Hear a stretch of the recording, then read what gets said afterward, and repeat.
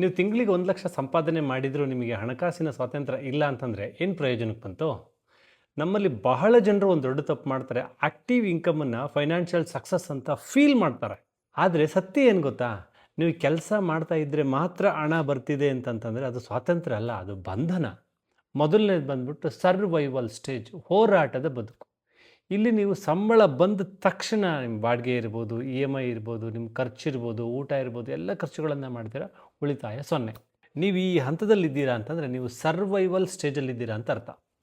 ಎರಡನೇದು stability stage, ಸ್ಥಿರತೆ. ಇಲ್ಲಿ ನೀವು ಬೇಸಿಕ್ ಖರ್ಚುಗಳನ್ನು ಮುಗಿಸ್ಕೊಂಡು ಸ್ವಲ್ಪ ಉಳಿತಾಯ ಮಾಡ್ತಾ ಇದ್ದೀರಾ, ಹೂಡಿಕೆ ಮಾಡ್ಕೊಳ್ತಾ ಇದ್ದೀರಾ. ಉಳಿಸ್ತೀನಿ ಅಂತಂದರೆ, ಹೂಡಿಕೆ ಮಾಡ್ಕೊಳ್ತೀನಿ ಅಂತಂದರೆ ಒಂದು ಸ್ಟೆಬಿಲಿಟಿ ಸ್ಟೇಜಲ್ಲಿ ಇರ್ತೀರಾ ನೀವು. ಮೂರನೇದು ಸೆಕ್ಯೂರಿಟಿ ಸ್ಟೇಜು, ಭದ್ರತೆ ನಿಮಗಿಲ್ಲಿ. ಇಲ್ಲಿ ನೀವು ಜಾಸ್ತಿ ಸ್ಮಾರ್ಟ್ ಆಗ್ತೀರಾ. Emergency fund, health insurance, term insurance, ನೀವು ಫ್ಯೂಚರನ್ನು ಸೆಕ್ಯೂರ್ ಮಾಡ್ತೀರಾ ಅಂದರೆ ನೀವು ಸೆಕ್ಯೂರಿಟಿ ಸ್ಟೇಜಲ್ಲಿದ್ದೀರಾ ಅಂತ ಅರ್ಥ. ನಾಲ್ಕನೇದು ಬಂದುಬಿಟ್ಟು ಗ್ರೋತ್ ಸ್ಟೇಜು, ಇಲ್ಲಿ ಬೆಳವಣಿಗೆ, ಇಲ್ಲಿ ಆಟ ಶುರುವಾಗುತ್ತೆ ನಿಮ್ಮದು. SIP ಮೂಲಕ ಮ್ಯೂಚುವಲ್ ಫಂಡ್ಗಳಲ್ಲಿ ಇನ್ವೆಸ್ಟ್ಮೆಂಟ್ ಮಾಡ್ತಾ ಹೋಗ್ತಾ ಇದ್ದೀರಾ, ವೆಲ್ತ್ ಕ್ರಿಯೇಷನ್ ಆಗುತ್ತೆ. ನಿಮ್ಮ ಹಣ ಕೆಲಸ ಮಾಡ್ತಾ ಇದ್ದರೆ ನೀವು ಗ್ರೋತ್ ಸ್ಟೇಜಲ್ಲಿ ಇದ್ದೀರಾ ಅಂತ ಅರ್ಥ. ಫಿಫ್ತ್ ಒನ್ನು ಇಂಡಿಪೆಂಡೆನ್ಸ್ ಸ್ಟೇಜು, ಆರ್ಥಿಕ ಸ್ವಾವಲಂಬನೆ. ಇಲ್ಲಿ ನಿಮ್ಮ ಪವರ್ ಒಂದು ಲೆವೆಲ್ ಏರುತ್ತೆ, ಪ್ಯಾಸಿವ್ ಇನ್ಕಮ್ ಶುರುವಾಗುತ್ತೆ. ಮಂತ್ಲಿ ಎಕ್ಸ್ಪೆನ್ಸನ್ನು ನೀವು ಪ್ಯಾಸಿವ್ ಇನ್ಕಮ್ ಬರೋದ್ರ ಮೂಲಕ ನೀವು ಎಕ್ಸ್ಪೆಂಡಿಚರ್ ಮಾಡ್ತಾ ಇದ್ದೀರಾ. ನೀವು ಕೆಲಸ ಮಾಡಲಿಲ್ಲ ಅಂದರೂ, ನೀವು ಮಲಗಿದ್ರೂ ಕೂಡ ನಿಮ್ಮ ಜೀವನ ಸಾಗ್ತಾ ಇರುತ್ತೆ. ಇದು ನಿಮ್ಮ ಇಂಡಿಪೆಂಡೆನ್ಸ್ ಸ್ಟೇಜ್.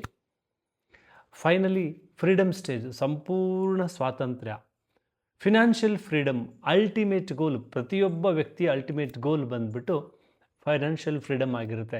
ನಿಮ್ಮ ಅಸೆಟ್ ನಿಮಗಾಗಿ ಕೆಲಸ ಮಾಡ್ತಾ ಇರುತ್ತೆ. ಅಸೆಟ್ಟಿಂದ ಬಂದಿರೋ ಇನ್ಕಮ್ಮಿಂದ ನಿಮ್ಮ ಎಕ್ಸ್ಪೆನ್ಸನ್ನು ನೀವು ಎಂಜಾಯ್ ಮಾಡ್ತಾ ಇರ್ತೀರಿ. ನೀವು ಹಣದ ಬಗ್ಗೆ ಯೋಚನೆ ಮಾಡೋ ಅಗತ್ಯ ಇರೋದಿಲ್ಲ ಯಾವಾಗ ಈ ಸ್ಟೇಜಿಗೆ ಬಂದಾಗ.